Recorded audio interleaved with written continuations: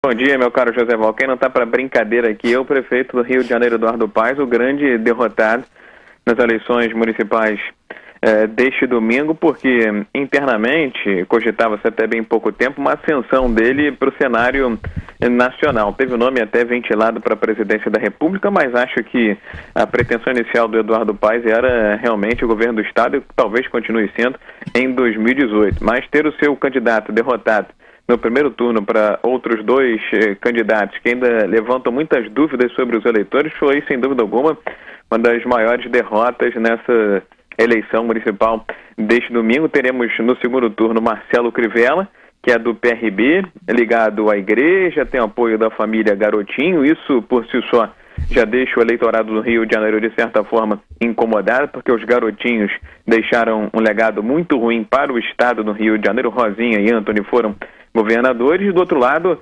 Marcelo Freixo do PSOL, a grande vitória do PSOL na eleição deste domingo, mas é um nome também que, se por um lado tem aceitação, chamado pessoal do voto de opinião, por outro lado, essa função dele muito ligada a direitos humanos, de apoiar, de certa forma, como dizem por aqui, black blocs e os radicais de esquerda, uma nova versão do PT, também deixa o eleitor do Rio de Janeiro bastante confuso para esse segundo turno, viu, meu caro José Val?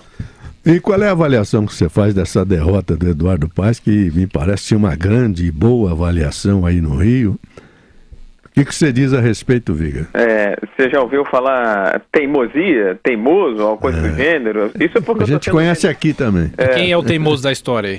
O prefeito, porque, enfim, teve um que outro dia, né, até bem pouco tempo, dizia que se estava elegendo poste e acendendo poste tranquilamente, né? Mas os postes começaram a se apagar.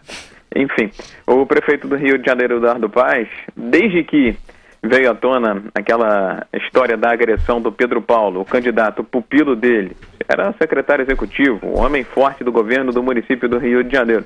A história da agressão a uma ex-esposa, isso com registro feito na polícia de São Paulo. O nome do Pedro Paulo foi se desgastando, foi se dilacerando, se dilapidando.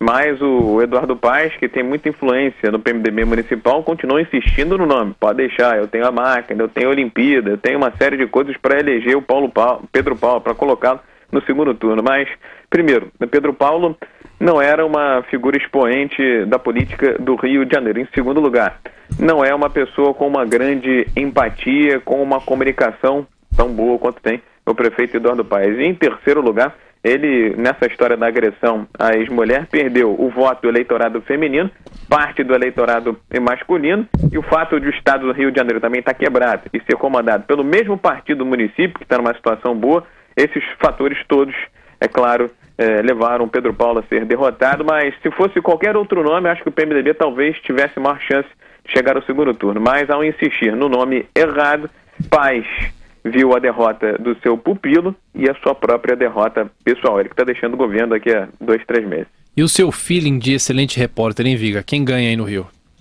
Eu acho o seguinte, eu acho que vai ganhar Marcelo. Vai ganhar o Marcelo. Vai ganhar o Marcelo, mas eu acho que vai dar o Marcelo Freixo. Enfim, porque a gente olha pelo outro lado, não é nem pela aceitação, viu, meu caro Thiago? A gente vê pela rejeição. Vamos fazer uma aposta, Viga? Então é o seguinte, assim como o Flamengo não vai ser campeão brasileiro, vai dar o Crivella. Vamos fazer uma aposta então aí. Tá bom, uma aposta saudável. Saudável. Você se perder, você me dá um abraço, se eu perder eu te dou um aperto de mão, pode ser? Valeu. Se for na parte do salário eu tô ferrado. Não, ok. Eu tô ferrado.